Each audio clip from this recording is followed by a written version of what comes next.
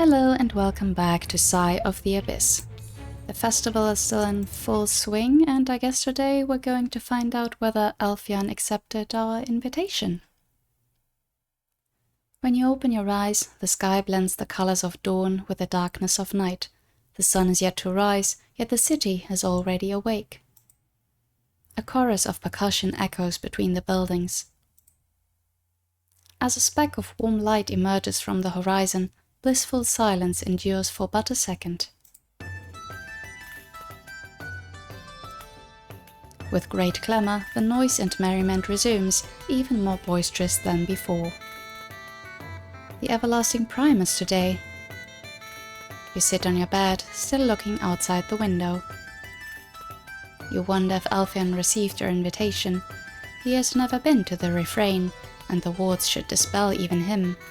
Finding him will be a challenge. I recognize the tune outside. You hum as you get dressed. Well? Your thoughts return to the harbor in the aftermath of the siren's death. Curious if you'll see a difference at all, you head south, where the tides slam against the city's old fortifications. I'll never get used to the smell. The closer you walk to the docks, the more alive the shadows look.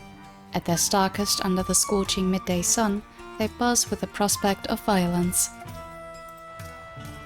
A great clamor guides you to one of the warehouse streets, and you need but a look to understand what has the shadows so riled up.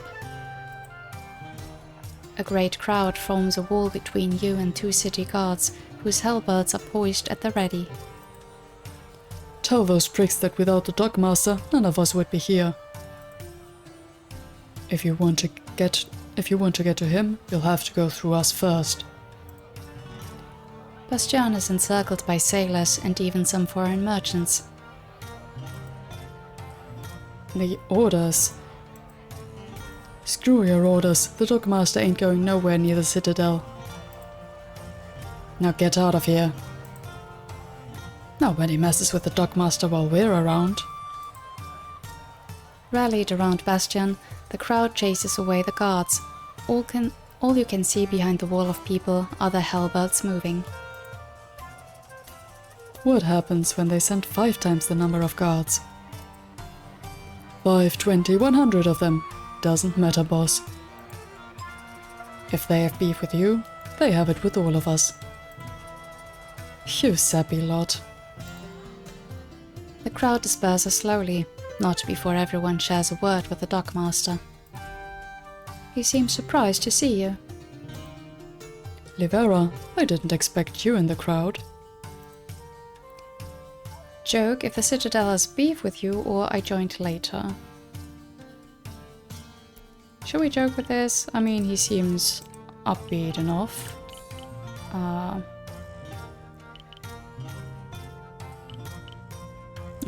Nah, let's just be straightforward. I joined later. He looks less weary than the last time you saw him, and his shadow mirrors his movements instead of having a life of its own. Just as you think that, it waves at you. I take it that the Citadel learned of your involvement with the halls. It was only a matter of time. Truth be told, I expected them to replace me. I was only fined instead. It almost sounds like you wanted to be replaced. He looks around to make sure nobody can hear him. You're spot on. Look, I love Karalisi. I have shared a meal with the Janissaries of Wared, seen the tombs of Kemet, and even sailed to the edge of the world past Lusitania, yet I have always come back. Okay. Wared. The prosperous Wariti Empire controls the flow of goods to and from the east. Its flag depicts a crescent on a red field. Though through their translations, Wariti scholars have introduced Gungari alchemy and philosophy to the Middle Sea, and vice versa. Karalisi has recently opened new trading routes to Warid, and the results can be seen already in the items that circulate among the upper echelons: monoculars, exquisite pottery, strangely bitter drinks. Kemet. Kemet has a long history, one that predates the written word. Its flag depicts a crescent on a yellow field. War and death are both held in high regard. Military success grants power and lands, and only someone who died with honor is allowed burial in the colossal mausoleum that so impress foreign visitors. Some more world building. Lusitania. At the edge of this great kingdom, the Middle Sea turns into the unfathomable ocean. What lies beyond it is unknown. Lusitania's flag depicts shields and castles arranged under a crown. Yet he's always come back here. And I love hearing stories of what our neighbors are up to, now that I have my age and all that. His brows furrow. What I don't love is having people who have never set foot on a ship tell me what to do. Fair. The Mariners were ready to defend you with their lives, or can't you ask the Citadel to replace you?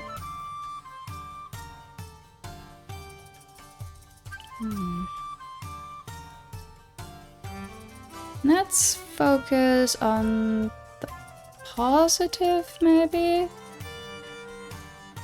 Like, that's the thing. What he's saying here is that he likes his job, right? He likes his job, he just doesn't like his bosses. That's it, right? Just how things are run from up top. So, I don't know. Like, I don't want to...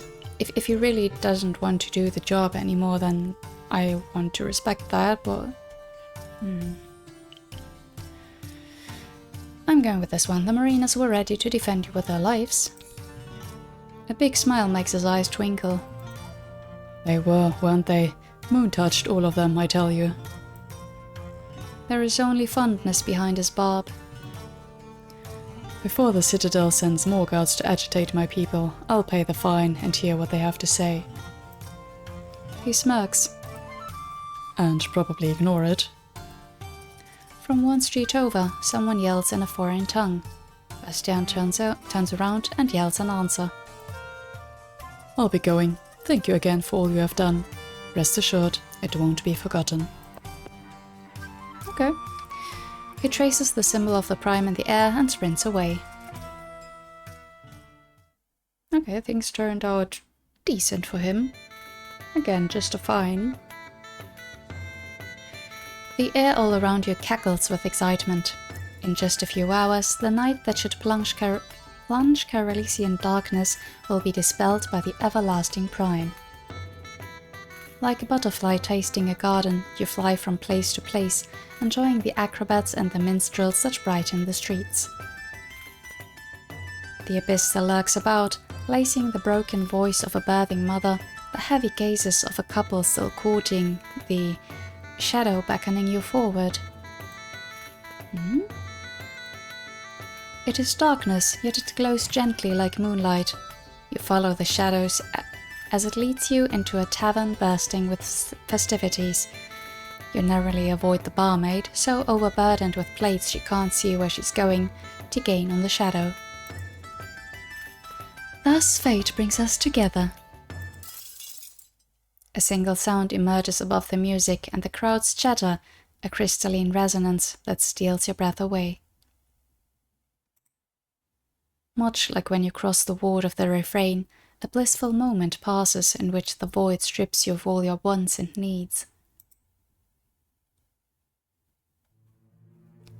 When you open your eyes, the people around you are frozen in motion. A young woman stands up to welcome you, clad in a gem-like dress that shimmers like the jewel in her diadem. Who are you, or you called for me? Yeah, apparently she did. I was hoping it'd be Alphion, but... I guess... let's go straight to the point. Who are you? You are wary of me, harbinger of the darkest hour, but you needn't be. She knows who you are. I am Lyris, blessed as you are by its darkness. Call me Livera. A wonderful name. Take a seat, Livera, I beseech you. You sense no danger behind her words. Are you the prodigal one, or do as she requested? Ha! What a question. I mean, I guess she will talk, so I'm just gonna do as she requested for now. You pull a chair closer and take a seat. It's my first visit to Karolisi, and of course it happened on the solstice. How have you been enjoying the festival? I find it wonderful, or it is a lie of the false sun. Oh, we're going straight there, are we? No, I find it wonderful. Likewise. You both wince as the abyss makes its displeasure known. You shouldn't say something like this. Only a fool would deny the joy the festival brings to the people. Exactly. What brings you to Karolisi? I have been looking for my sister, Elira. I don't imagine... A question hangs hopeful in the air. The name doesn't ring a bell, sorry. It is all I have left of her after all these years. I thought we had no past, we formed into being. Her sigh makes all the shadows around you tremble with sorrow. Elira became a sister to me in rebirth, just as she was by blood. I swore our bond would never change. That is why I have been relentless in my search, now that she has been stolen from me. Stolen? Okay. A gentle smile plays on her lips. If our bonds reveal who we are within, who are you, Livera? I don't know, man. You think your strongest bond is with either Silas or Morane. You wish your bond with Alfion, Malak, or Ascanio would be the strongest. Really? You're doing this to me here? In this context?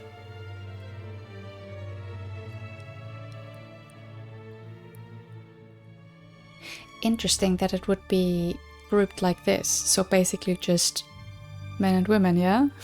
What?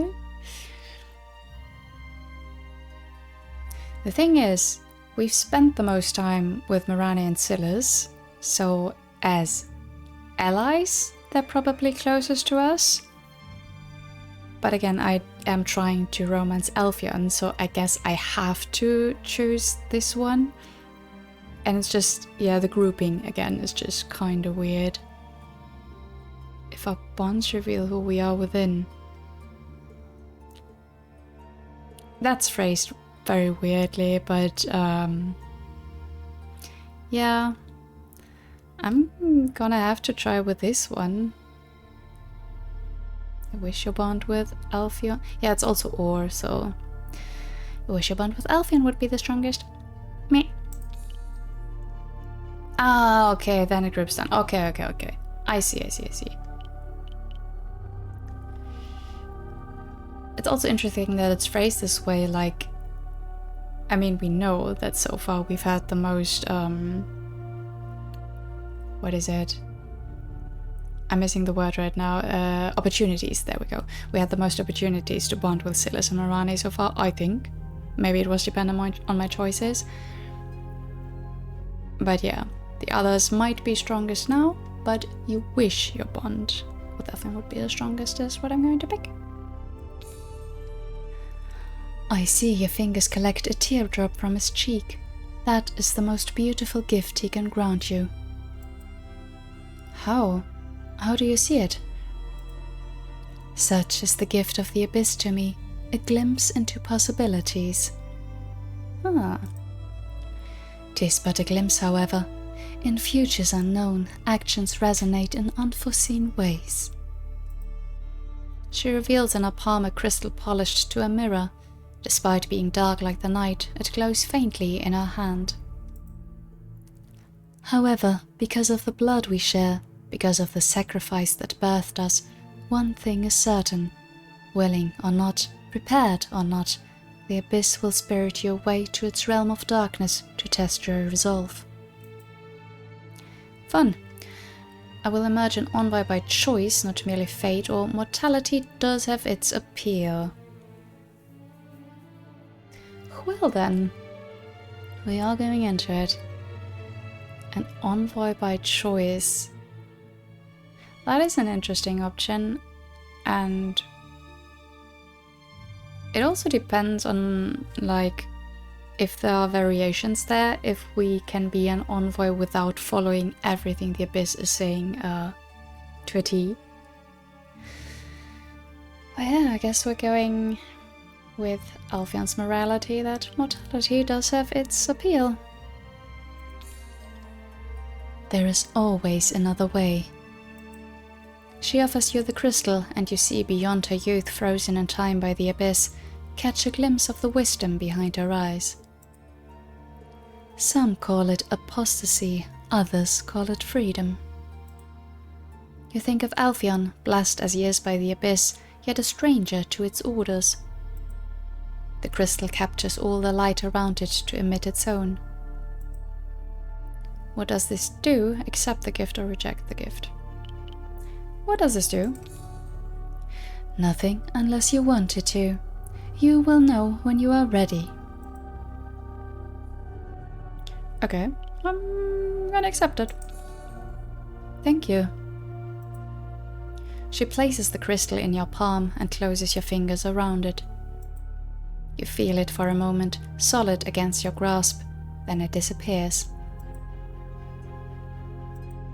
A playful smile brightens her eyes. I noticed you did not have a way to store it. Allow me some parting words before my search continues.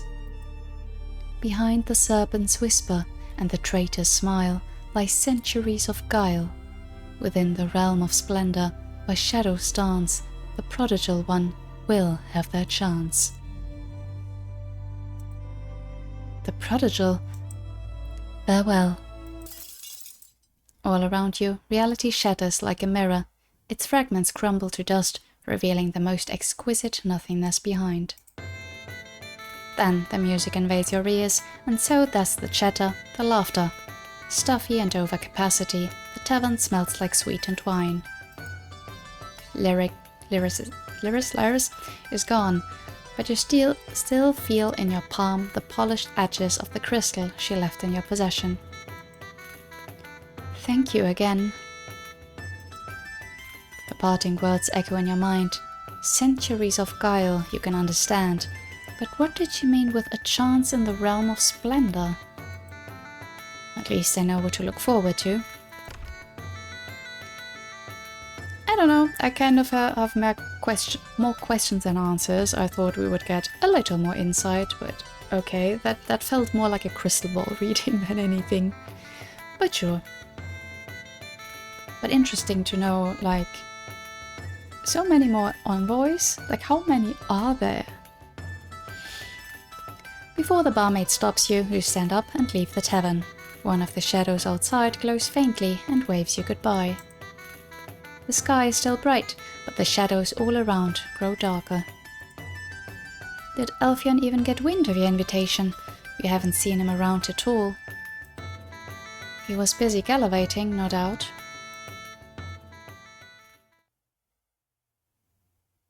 Do we not get to meet him? Or is there still time? The streets swell with people looking at the sky and not at where they are going. The giggling and the drunken singing puts you in a strange mood. No, what makes you feel giddy is knowing that you will soon see Alfion, or at least you hope you will. What's the swiftest way to the Rose again? And why would you want to go there? Alfion! A warm smile graces his face, all for you. I wanted to play gentleman and surprise you at the refrain, but I couldn't find the place. I wanted to do the same for you, surprise you are. I would have liked the surprise. Both pretty good options. I wanted to do the same for you. We ought to make proper arrangements for our next time together. He seems so certain he will get another date with you. Do you mind if I leave my loot at your place? It's closer than the Rose. Be my guest. The crowd parts for you now that you are at Alfion's side, with no need of elbowing. I wouldn't want to be asked to perform instead of enjoying your company. I thought you liked performing. Not when my fingers are about to fall off. He fans his hand open with a grand gesture to show you the chafed tips of his fingers, a rather painful sight. Give them a minute and they will heal, or that looks painful. No, that looks painful. It is. I don't imagine you have an ointment for it. His smile deflates as he reads your face. No, it was worth a try. Truth be told, I know a way to restore this rather tragic look, but it's messy. You arch an eyebrow. I envy you and Atri. Commanding the shadows is in your nature. Mine, unfortunately, much prefers blood. What? Worry not, I'm not asking any of you. You'll simply have to be gentle while you hold my hand. And with a wink, he offers it to you. If a little blood is all you need, I don't mind giving you some, or take his hand. I mean... Ah.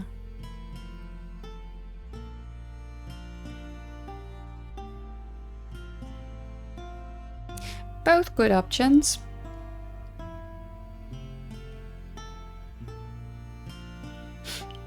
Well, we can offer a little blood, right? I don't mind. Let's see. Are you certain? I was speaking the truth when I said I would not ask that of you. I don't like seeing you in pain. All you need to do is break the thin skin around your nails and a droplet of blood starts pooling in the wound. You're not gonna just ask like how it's gonna be done, you're just going for it, okay? Oh, I don't know, I was expecting something worse, like a dagger being pulled out of your belt. I'm glad that's not the case. May I? You raise your bleeding finger and he gently smears your blood on the chafed skin. Thank you. Okay, I was wondering how this is gonna be done, if it's more complicated or if he's like more vampire adjacent, but okay. His eyes have an otherworldly glow as he leans forward to kiss your hand. With his skin restored, his touch is gentle and soft. Okay, yeah, if it's just a tiny drop of blood, like, yeah, that's fine. Can I ask something of you then? Anything you want. Big promises. He has no reason to whisper, yet he does, and his low voice causes your heart to skip a beat. You pluck the pretty shadows cast on his cheeks by his eyelashes and command them to mend your tiny wound. The skin closes around the last speck of blood. I wish I could do that. Perhaps I could teach you one of these days. You close your hand around his. He smiles as his fingers intertwine with yours. The chuckle that leaves your lips sounds almost nervous. It leaves his lips. Okay, sorry. Chuckle that leaves his lips sounds almost nervous. What's wrong? Or don't say anything. What's wrong? Let's be open right from the start here. I am nervous. He gives your hand a gentle squeeze. This is all a little new for me, you know. Romance for its own sake, without ulterior motives. Is this the first time you've held someone's hand? Without anything else happening that takes my attention away from the act? Maybe. The crowd thins as you shy away from the main squares to reach the refrain. So, this is your first festival, isn't it? Have you partaken in the dances yet? I'm afraid I do not know the steps. I can teach you, once I get rid of this. He raises the shoulder weighted down by the lute strap. We're almost there. Alfion whistles once he's in sight of the refrain. I take it the guest house is around here. The magic around is addling even me. You pull him through the gates into the courtyard. The ward is tense like a water surface, and when he steps through it, the spell is broken for him. 'Tis indeed a guest house of the halls. What a wicked thing. Alfion leaves his lute by the entrance, a clever ploy to be invited back to retrieve it. He stretches his shoulders, now free of the instrument. He's more than a sight for sore eyes, he is the impossible made flesh.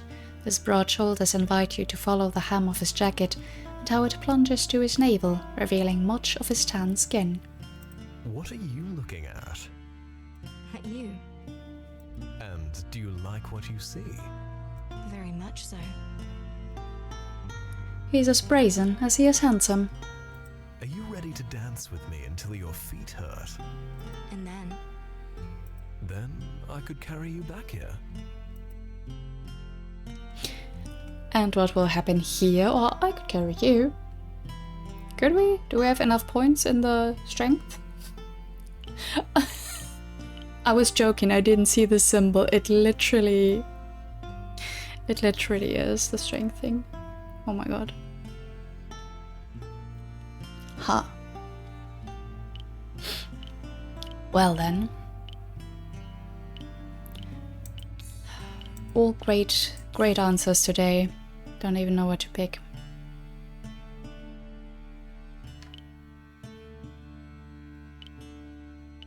And what will happen here? I will give you a goodnight kiss, take my lute, and return to my abode. You don't believe him one bit. You leave the quiet of the refrain to dive back into the music, the scent of wine, and the dances.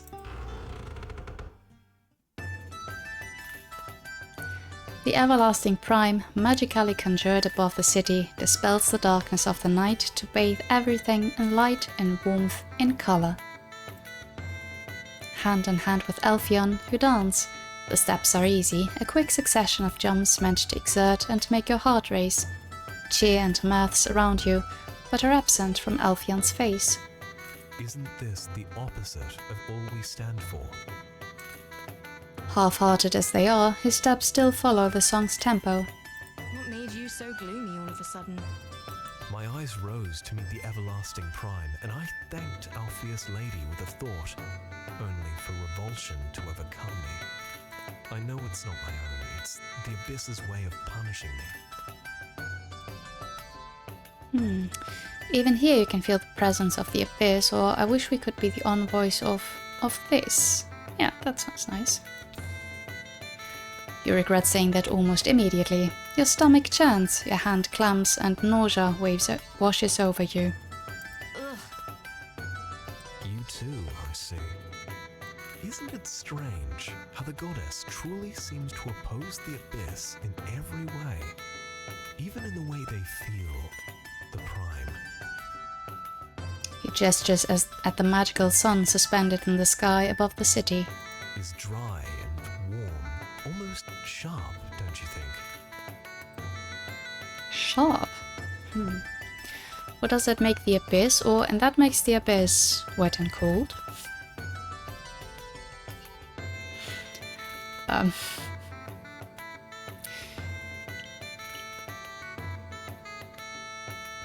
Do we want to do it in his words or wet and cold? That makes the abyss wet and cold. It always leaves me feeling slick, like I'm coated in blood, but I wouldn't say it's cold. Do you muse often about these sort of things? Of course, we commune with the abyss, harness it, but we can't really see or hear it. You part for a brief moment before your hand finds its place back in his. The abyss doesn't have a body nor a voice, yet it's through our senses that we understand it. I see your point, or how convoluted.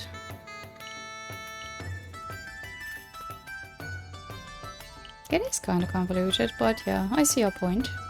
We do not use our senses to commune with the abyss, but our senses are necessary to experience it and describe it. I might kiss you right here and now. Rare is the woman after my own heart and mind.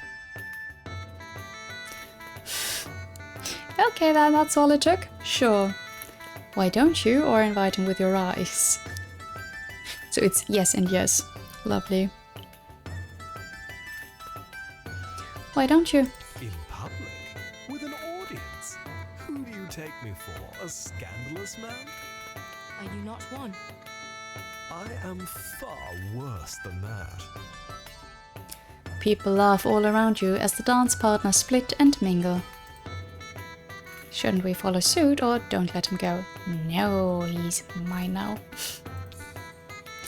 He gives a gentle squeeze back. Ah, so you agree that tonight I am to be yours and yours only. You always know what to say. He knows exactly how to curve his lips just so, how to tilt his head so his hair cascades to frame his face in a wave rich like red wine and one shimmering like starlight. Smooth talk does come easy to me, but His lips purse together. what about meaningful talk? The sort that can engage the mind for centuries. Centuries? Or isn't this the kind of meaningful talk you meant?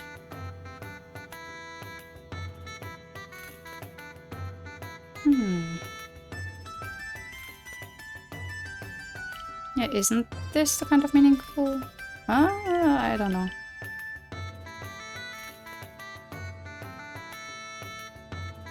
Centuries? The bones of those around us will grow brittle with age, while we stay untouched by time. Isn't that the reason why the crowd around you laughs and dances? To defy their mortality. If we are to spend our eternities together, I'd hate for you to grow bored of me. Isn't that hypocritical, or that's always a risk? Hmm?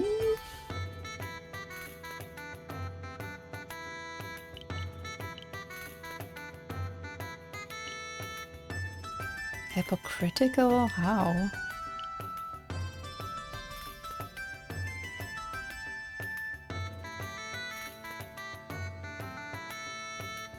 I mean, it is always a risk, sure, but let's go with isn't that hypocritical?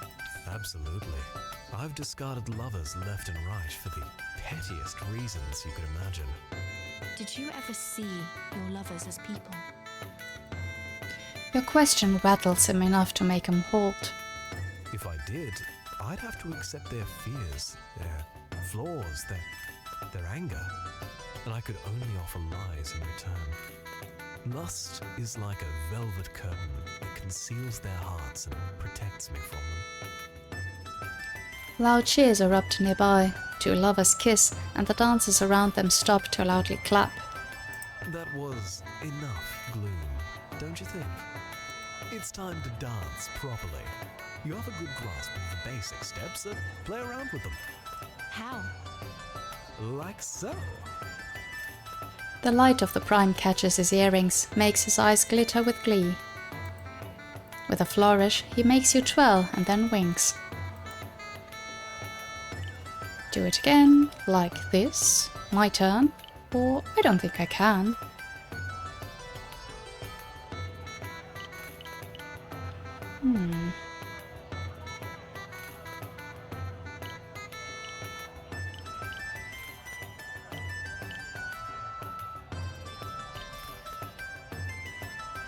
I guess we're going. My turn. My turn. He's happy to follow your lead and spins in place. The long tails of his garish jacket flutter as he bows to a halt. Nobody interrupts you. Nobody gets in your way as you dance with him, following the cheery rhythm of the music. You can almost forget about the abyss, about being envoys. Alpheon is as brilliant as the prime, setting the night sky ablaze. Under the scorching light of her glory, his forehead soon turns pearly with sweat. A droplet runs down his cheek, almost drowns in the frills of his collar, but no, it instead courses down his chest. You might as well stare at him, or you wonder if he's looking at you in the same way. I mean, kinda both, no?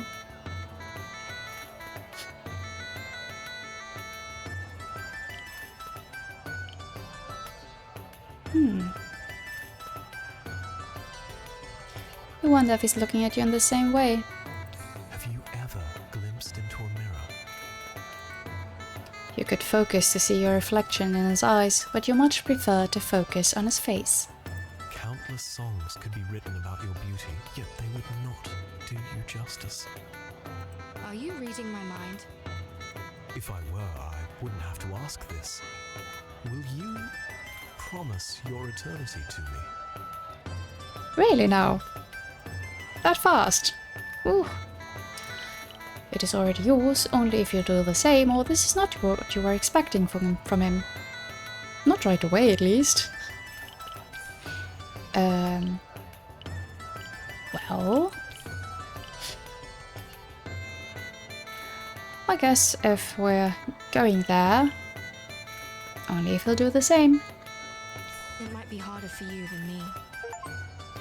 My tender heart yours become one half of a whole is the achievement. Just like that, okay. I'll take it. His chest rumbles with a chuckle. You'll be happy to know I've spent my latest nights by my lonesome. You could say I had already made up my mind. Then I shall do the same. Your eyes lock with his, and a smile mirrors your own. Until I am sure you will be undying as I am, I want to be desperate for your lips, despite having them next to me. A chaste courting. I could make it hard for you. You hook your finger in his collar to pull him closer, and you see his smile morph into a devilish grin. I do love the chase. That's exactly why you left your lute at the refrain, is it not? How scandalous of me. Of course I did it to be invited back. The heart might be strong, but the flesh is weak. He untangles your finger to kiss it. Speaking of which, did I not say we were to dance until our feet hurt? Mine will very soon. Oh my. When you return to the refrain with Alpheon, he stays true to his word. Courting etiquette demands we do not see each other for at least a day after we promise ourselves to each other. His warm hands cup your face, and he gazes into your eyes tenderly before leaving a kiss on your forehead. To the hells with that, I say. I'm eager to see you soon. He leaves with his lute, looking over his shoulder to catch one last glimpse of you. Be still, my heart. The ache in your feet reminds you of the exhilarating time you spent dancing with Alpheon.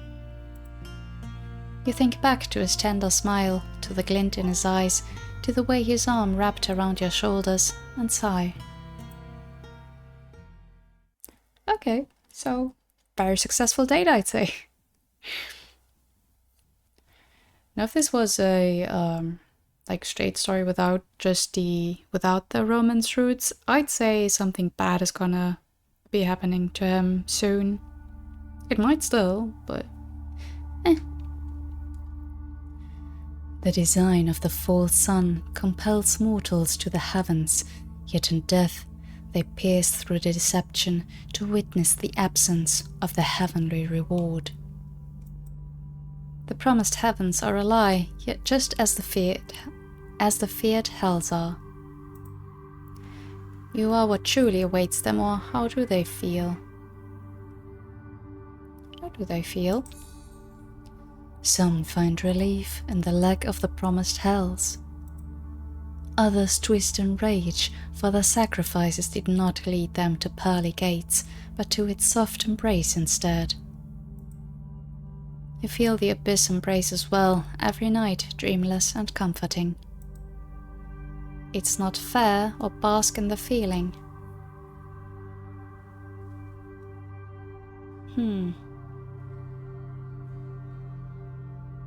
Aren't these both in favor of the abyss? It's not fair. I'm gonna bask in the feeling. You abandon yourself to the void, yet unlike the mortals, you do not lose yourself in its sweetness.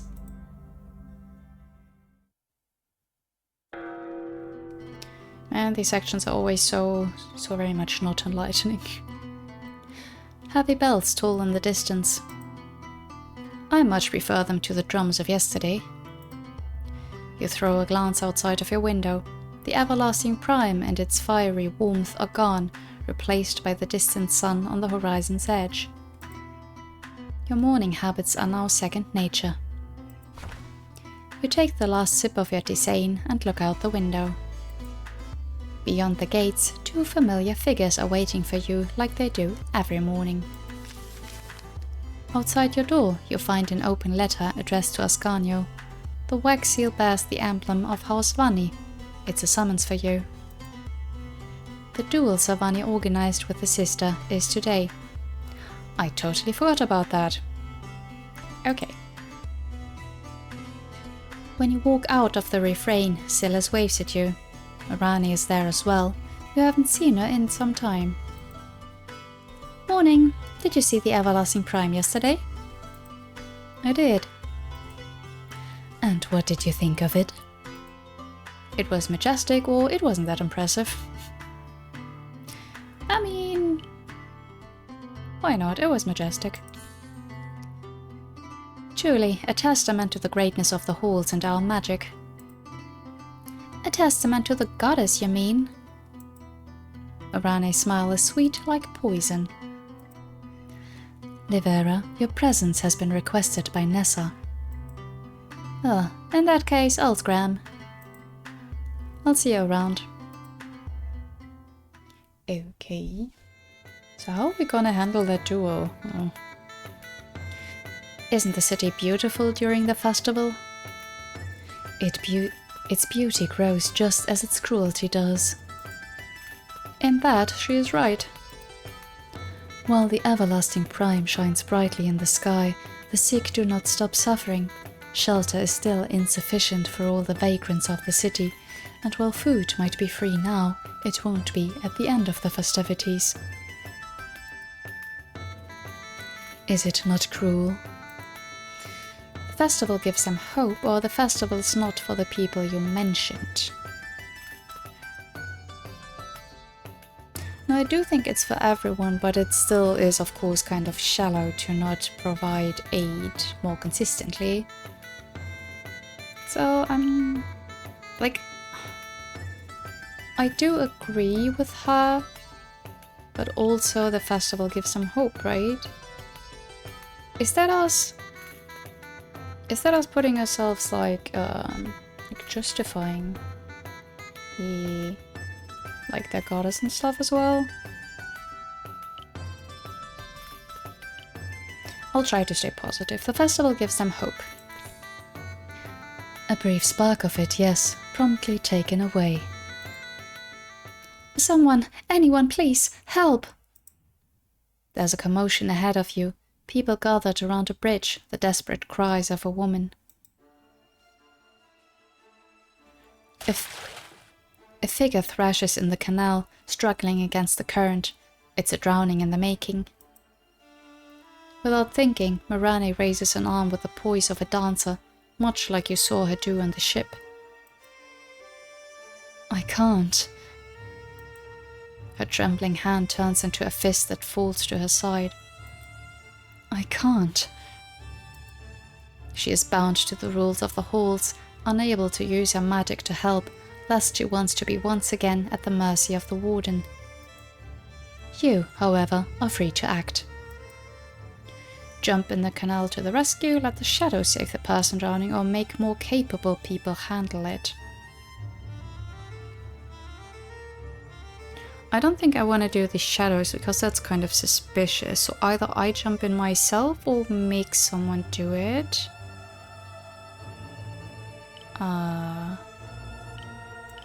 Oh boy. I'm gonna try and do it myself. You slide the cloak off your back and leave it on the street. The water is warmer than you imagined. A small figure is fighting the waves, desperately trying to kick their way to the surface. You grab the child by the waist, ignoring the kicks on your stomach, and swim to the bank. It's a little girl, wrecked with fear, hacking and coughing. Not a moment later, her mother is at her side. Through the tears, with a broken voice, they both thank you.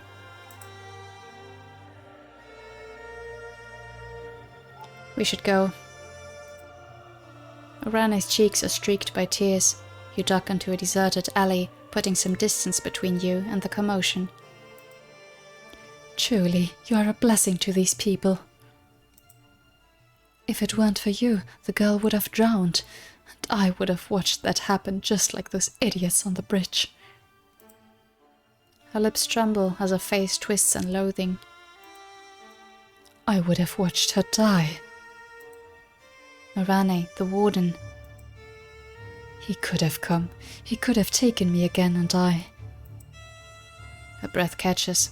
A drop of blood falls from her hand, where her nails have dug half moons into her palms. I was scared. The girl didn't die, Orane. Don't be upset at what-ifs. Even without being here, the warden is doing his job. And now you're angry? I saw you reach out for her.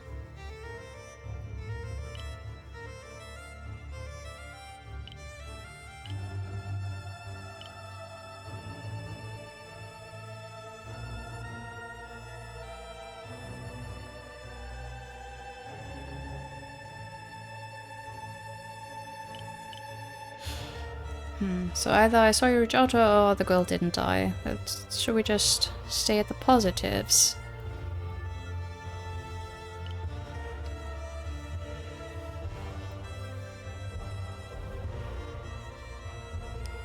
I'm gonna go with this. I saw you reach out for her. I wanted to, yes. I wanted to help her, but I couldn't. She pulls at the golden chain that adorns her wrist, coating it in blood. Look at what the halls have given me to pacify me. Gold and silks to feel superior to everyone else.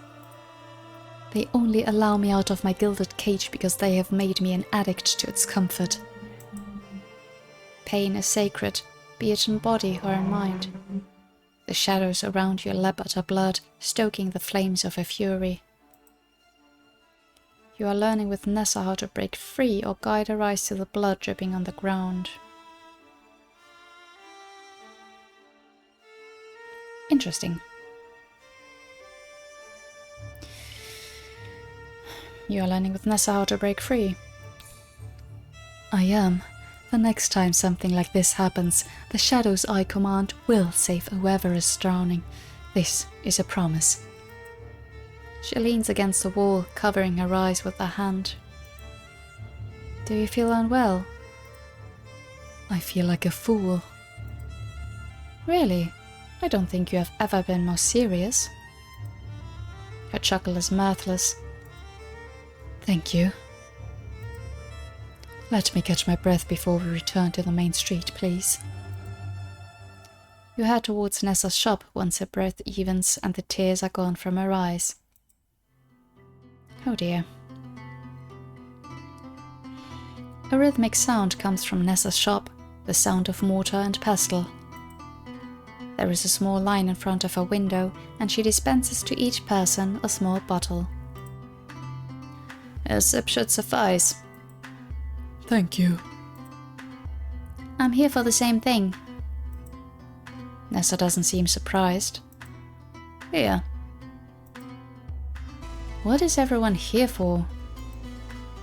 I recognize that. It's a remedy to relieve the consequences of a night of wine and indulgence. I was about to say, a hangover cure. Of course. I'm surprised you have experience with it, or it seems incredibly popular. Is that surprising? I'm surprised you have experience with it. Why? Excess and Carolisi can only be found in the streets during the festival. During the rest of the year, it is exclusive to the Citadel and the halls.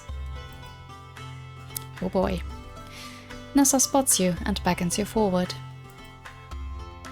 You're not here for the tonic, I hope. Mikei's head appears from the window. Good morning. He's the one grinding herbs in the mortar. You know why we're here. She nods. Come to the back. Mirani, do you mind giving a look to the shop while I'm gone? Not at all. I can do it. No, Mickey, I need that pulp ready when I'm back. He resumes his work with the pestle. Fine. You enter the alley at the back. Nessa is already waiting for you. She's even bonier than you remember, and the circles around her eyes look almost purple.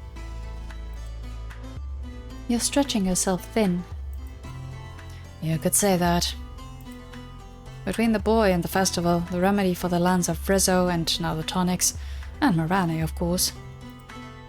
She is not an easy student. She smiles at you. I hope you can see my devotion to the abyss in my efforts, envoy. Do we care? I don't know, man. All I see is someone skipping meals to gain time, or what you do is commendable. Is it? I'm not saying it's wrong, but... No, I'm gonna go with all I see is someone skipping meals to gain time. If you collapse from exhaustion, who will take care of Mickey? You're right. Her smile is tired, but genuine. But I didn't ask you to come here to be scolded. When I gazed away from the blasphemous everlasting prime, the abyss bestowed a vision upon me. In it, your body was empty and your soul free, free to swim in the shadows to scry the distant present. My body was empty, my soul was free, scry the distant present. Can we go through all of these options? Is that one of those? A vision. Is that like what happened, like something that could potentially happen to us, or something that, like, with our meeting with that Lyris, was it?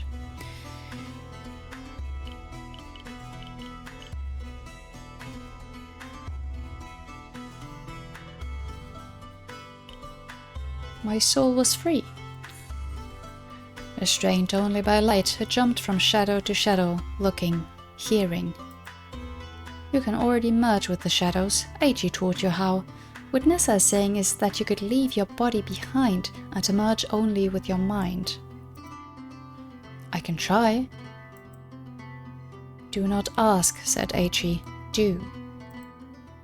You sit on the ground with your back against the wall. Nessa kneels beside you. I'll guard you. You close your eyes and feel the solid surface against your head. Can you really separate mind and body? You want to. The shadows shape your will into being.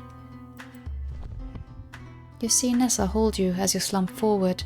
From cobblestone to cobblestone, you move without the restraint of the flesh to the front of the shop.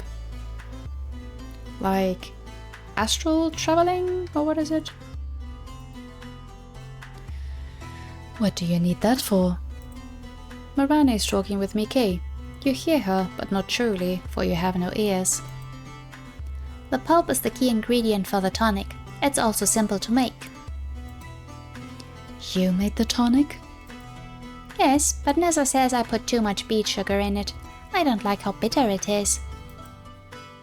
You return to Nessa.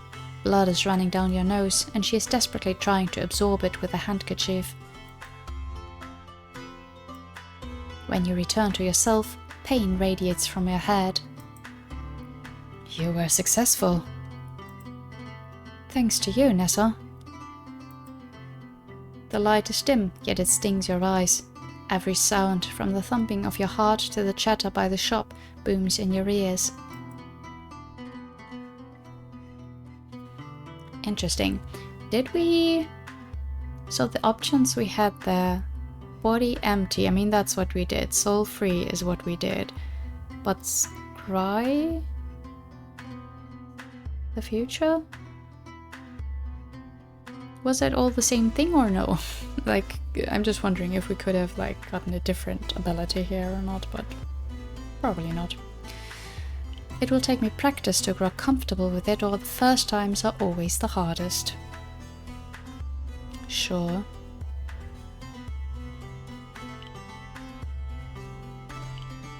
guess it will take me practice. I wish Mirane had your attitude. She helps you stand, but she's so frail herself that you almost make her topple over. Nessa, Mirane and I can watch the apothecary for a few hours. Use them to rest. You stare at the deep circles around her eyes. You need them. The abyss cannot be found in idleness. However, her face relaxes into a smile. I'll take you up on your offer. Where did Nessa go? She's resting for a while. You'll help us watch the store, right? I can do that. When Nessa returns, she thanks you profusely for the time you gifted her. You part ways with Mirane once you reach Atri's Rest. That is where today's duel will take place. Okay, very interesting. But oh boy, how is this gonna go? Like, I don't want to just kill someone, but also don't want to die. So how are we getting out of this? And also, how are we going to use our powers in this? That's already got me worried. Like, if people are watching, we don't want to like use the shadows and make it look very, well, weird. So you reach the appointed place well in advance. Sir Vanni, his beloved Michaela and her brother are already there, waiting for you. Michaela's rage is not abated. No, it's like a storm at sea, a crashing of foaming waves and thunder. She greets you eagerly and hands you the mask you requested and the rapier. I pray you know how to use it. The weapon has an intricate guard of brass flowers shaped like the Vanni emblem. Shouldn't we have taken the last few days to prepare for this? I don't really know how to use it, or I won't need a weapon. Yeah, I guess this is more the truth. But it will look weird. Either way, probably. But I mean, this, I don't know how to use it. This will not instill any confidence in him, so I'm gonna go with I won't need a weapon. So you say, but duels follow strict rules. You are to share the sun with your opponent, and your weapons must have less than 2 pounds difference. Okay. You lift the rapier to study it. Is that why you added the flowers to the guard? He nods grimly. A respectable crowd has amassed itself around the statue of the Admiral. It seems we have enough witnesses. Bells toll all around the square, marking the 14th hour. There she is. Valerico's sister arrives with an entourage. Sorry, I'm just sometimes a bit thrown when there's like lean words from other languages in English. Like, English is my second language already. For me it's entourage, okay? Valerica's sister arrives with an entourage of servants and maids. Among the small crowd, someone you saw in passing in Santana catches your eye, a garishly dressed woman with several daggers at her hips. Okay, interesting. She looks almost bored. Do we know why they're fighting?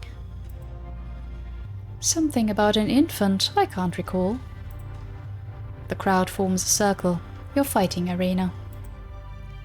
Go and avenge my silica. Valerico takes her hand and raises his voice to formally present you. I, Valerico Anafesto Mariano Vanni, cannot forgive the affront to my honor, to my sister Filippa Giulia Marianna Vanni. She dared conspire against me, and her intervention prevented me from recognizing the legitimacy of a daughter. What a delicate way to describe infanticide. Hearsay. I, Filippa Giulia Marianna Vanni, never conspired nor offended the honor of my brother Valerico Anafesto Mariano Vanni. Is this much pageantry truly necessary? My champion will defend my word. The Bravo steps into the makeshift arena first, with her rapier already drawn.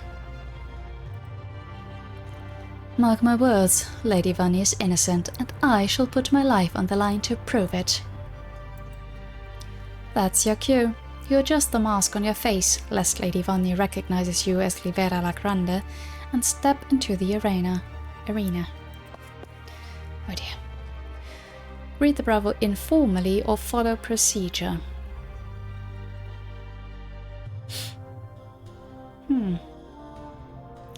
I guess, let's keep it safe and follow procedure. Mark my words, Lady Vanya is guilty, and I shall put my life on the line to prove it.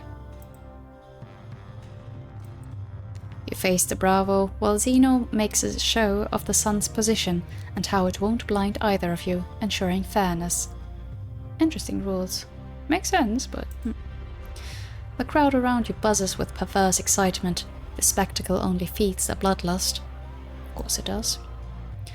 May the Lady of Dusk be your witness. Thus, it begins. Oh dear, I'm scared. Okay. Can you test your mettle against her fairly? Overwhelm her with strength.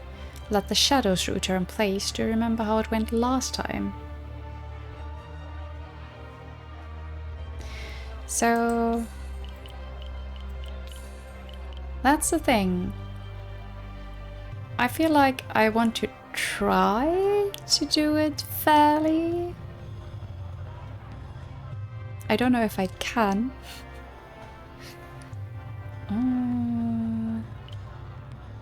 Oh, I want to try. If we end up dying here, then we'll try again with something else. Can you test your metal against her fairly? A breeze with a blade is no doubt the fruit of many years wielding it. You can see it in her stance and the counterbalance of her left arm, in the way she seems ready to jump at you. Yet her face betrays how scared she is. Something about you must unsettle her. Perhaps she saw you with a patron lord. The Bravo keeps her distance. She wants you to make the first move. Oh, okay, we could only wonder about it.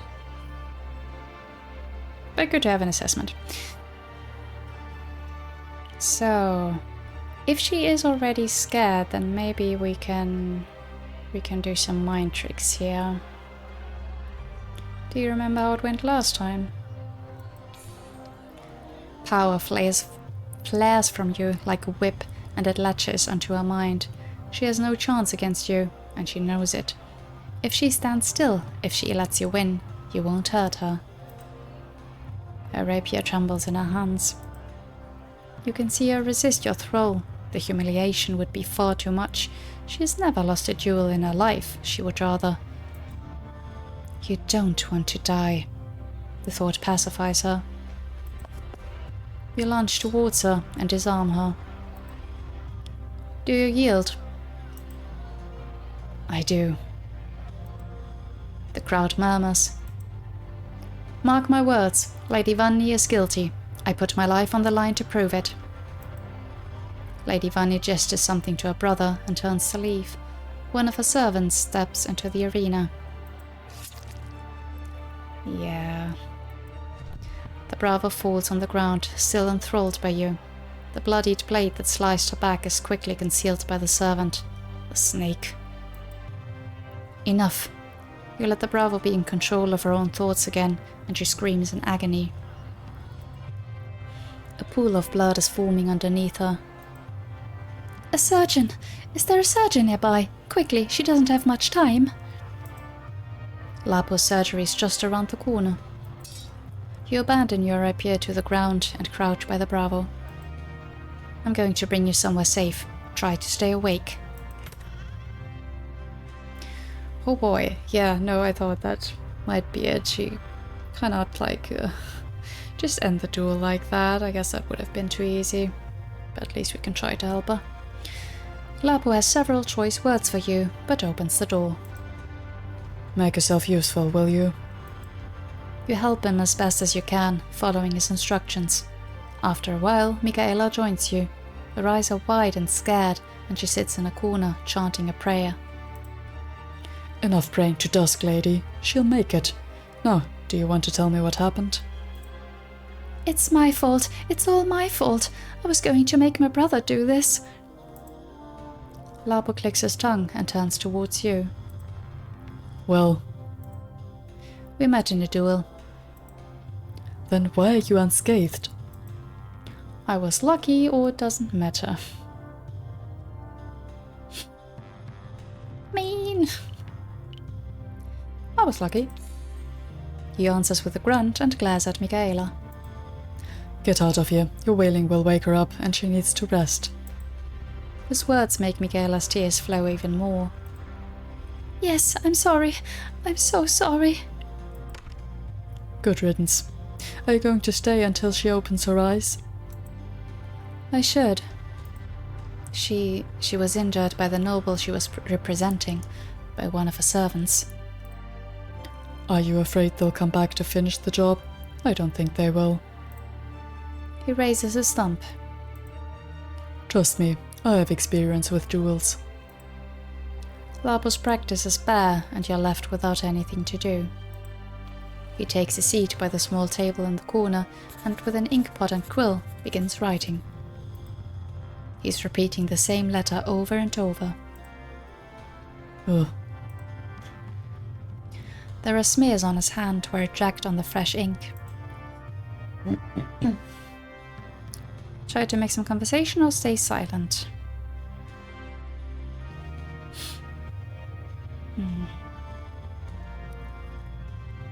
I don't know, man. He seems to be busy, but we don't have anything else to do, so I'm gonna try to make some conversation.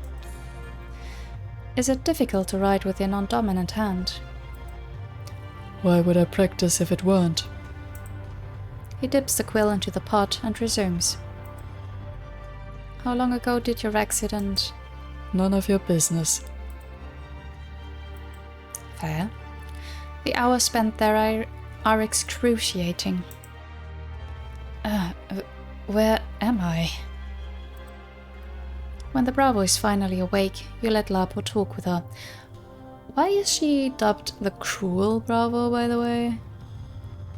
Like she was confident, or appeared like it, outwardly at least. How is that cruel?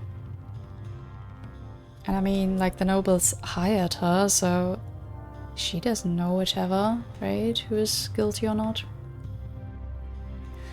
When the Bravo is finally awake, you let Labo talk with her. Why is she here?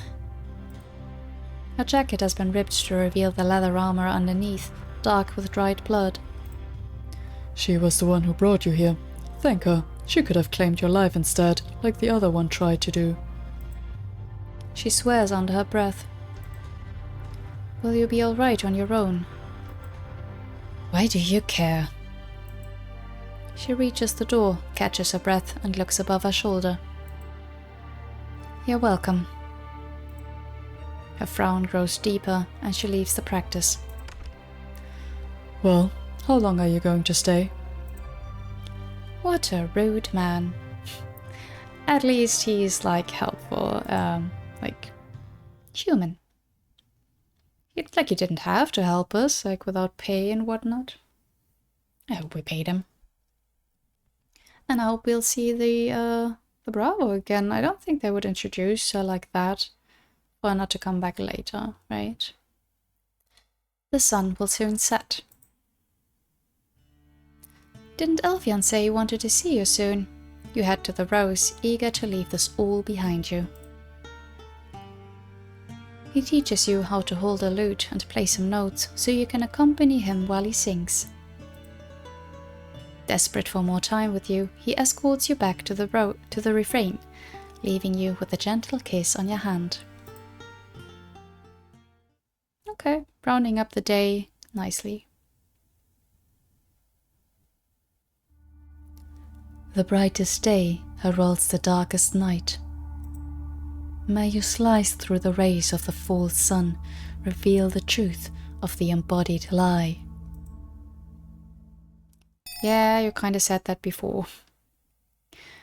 Okay, getting to the last day of the festival, but I think that was enough happening for one day. So I'm gonna end it here for today.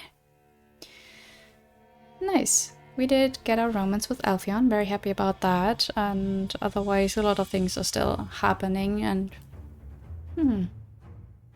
yeah, I'm gonna wonder how that will all come to a great finale eventually. But yeah, that's it from me for today. As always, I'd appreciate if you'd let me know your thoughts in the comments. Thank you so much for watching, and until next time, bye bye!